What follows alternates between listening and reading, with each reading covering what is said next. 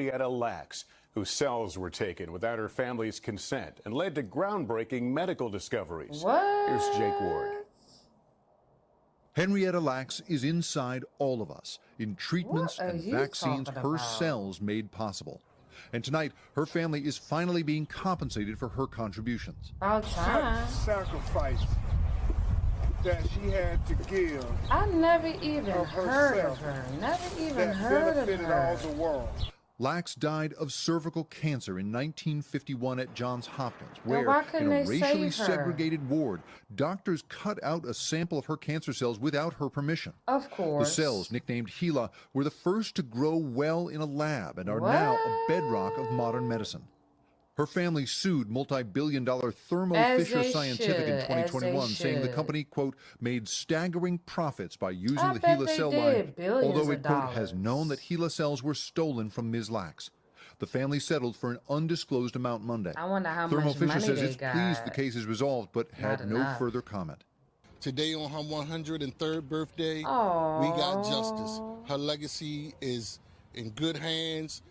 Our family is standing together in solidarity to push forward. We're going to keep making sure Henrietta never dies, such as her HeLa cells never died. Lacks was an impoverished tobacco farmer, a mother of 5 when she developed cervical cancer, and never knew that her unique cells would be part of everything from genome mapping to the eradication of polio. Wow. Africans made all that money off of our money. What? They The made immortal a life of show Henrietta about Lacks brought her? worldwide attention to her contribution and to unethical experimentation on black bodies by medical science. Oh, wow. There just isn't a moment in medical history that doesn't somehow connect to her cells. A bipartisan bill introduced last week would give Lacks a congressional gold medal. Oh, wow. And now her family, several of whom suffered chronic illness without health insurance over the years, will share in the bounty that her They body should be made set for possible. generations. Jake Ward. She is the only immortal being in human history. 72 years after her death, her cells continue to proliferate infinitely and have helped 5 scientists win the Nobel Prize, earning her the title of the Mother of Modern Medicine. Her name was Henrietta Lacks, an ordinary African woman. At the age of 30, she was diagnosed with cervical cancer. Doctors took a sample of her cancerous tissue and accidentally discovered that, even outside the human body,